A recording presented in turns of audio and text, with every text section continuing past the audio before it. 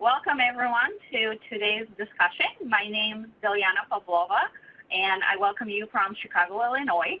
I am a Global Voice of Customer Manager for Abbott Diagnostics.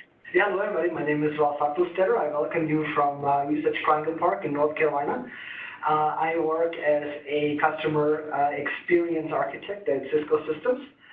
Dilyana and I want to talk to you today a little bit about how you can leverage your certification and the CXPA philosophy if you happen potentially not to be in a direct customer-facing role. With some of us, sometimes that can happen through reorganizations or through job changes that you may not have been planning, but you might be in a role where you don't feel exactly direct impact to customers or partners, but there are plenty of ways to still leverage your skill set, your certification, and the overall CXPA and the customer-centric philosophy. So there are a couple of things that Dilyana and I want to talk to you about this, and I think Dilyana has a personal story along those lines to tell as well. So my personal story in this space, I've been a certified CCXP for almost 3 years now. And through this organization and looking at various resources, I learned about Global CX Day, which is an event sponsored by the CXPA every year, the first Tuesday of October. So I decided to take on this opportunity and this challenge to host Global CX Day internally in our organization. I started very small 3 years ago with a local event here in Chicago, and the event's been growing every year. I've involved other sites. I've involved different groups throughout the organization. And this year, for the third time in a row, we had the biggest event yet. We live streamed the event to all of our employees globally. We had the pleasure to have one of our customers come on site, talk to the employees about the importance of being customer-centric, the experience that we provide to the customers, and we had a huge impact with employees on site and employees around the organization, just creating excitement and starting to drive that culture change that we've embarked on this journey to improve the culture internally to be more customer-centric. Very good, and that's not unsimilar from the journey that I went through. So I was in my role for quite a while, and I was customer facing. I managed customer facing tools, and then through numerous reorgs, I got moved into an organization where we support our Cisco partners here, and it's a very interesting field, but it was not as market-facing as I would like to be. So what I did is I basically took all the principles that you would do in a customer experience market-facing scenario and applied it internally. So I started listening to feedback from our stakeholders actively. I came up with a small NPS-style survey that we sent out to all the people that we work with, and there were quite a few. There were like 60 to 70 people that we work with on these big projects, and I engineered a sort of like an NPS-style score, and we were able to take that feedback and actually transform some of the ways we interact and facilitate some of those interactions between our stakeholders and the development teams on the other side. So the principles worked, and I also always talked about having the outside-in view. So whenever we led to a meeting, even when we talked about internal processes or internal systems, we started to lead off with how does this impact our customers and partners.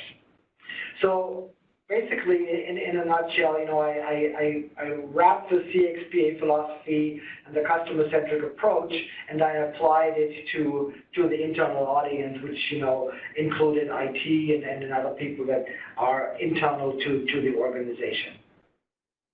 So that was sort of like the short story that I wanted to tell. Above that, we have about 5 quick tips for everybody what you could do in a similar scenario. First of all is don't stop believing in the CXPA philosophy and all the best practices, at the end it will pay off. And as you can see, from both our personal stories, it can work even if you're stuck where you don't want to be. Another thing we would like to share is important to keep your skills sharp. Stay the course, keep with the CX community, learn from resources that are made available to you, and always stay ahead of what's new in the industry. It will help you in your day-to-day job, but also help you stay connected with others in the community. So, and something else that we wanted to point out is you can live your brand. You can just maintain the attitude so people perceive you really as customer-centric, even if you are not in a role that leads you necessarily to that. So you can adopt the language, internally, and that way you can also chip away at the culture at your company, where you're trying to make everybody to see how they impact the customer and the partner experience, even though they might be in a back end or even in finance. So it actually helps people to see where they are in the overall journey, and it typically pays off. So if you live and breathe, your brand as a customer experience professional, just hold the course and it will pay off in the long run. And along the same lines, it's also important to maintain your certification. We recently did a survey with CCXPs and asked a lot of you about how are you leveraging your certification in your current role or association.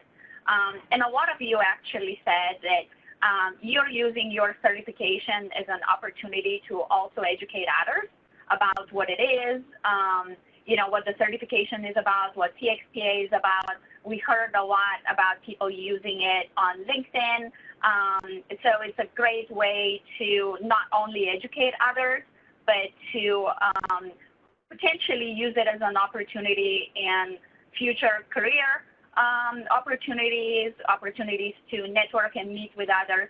So it's important to maintain your credentials. Yes, very good. And along those lines, just stay connected with CXPA, with the central organization through their website.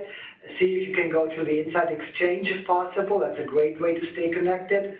And most of all, find your local network community at CXPA. There's a lot going on, in almost any region, at least here in the U.S. And I know, looking at the directory, there are local chapters everywhere. So that's a very good way to stay connected with the community and also to have contacts for future endeavors or maybe even leading to new opportunities. So that was really it in a nutshell. Just hold the course, maintain your certification. Dilyana, anything else? We would just like to thank you for taking the time to tune in to this podcast today. We hope you found it useful and learned a couple of new ways you can leverage your certification. Please remember to check the CXPA's website for additional resources and also for information on your local chapters. Thanks again for joining Ralf and myself today, and we hope you have a wonderful day. Thank you.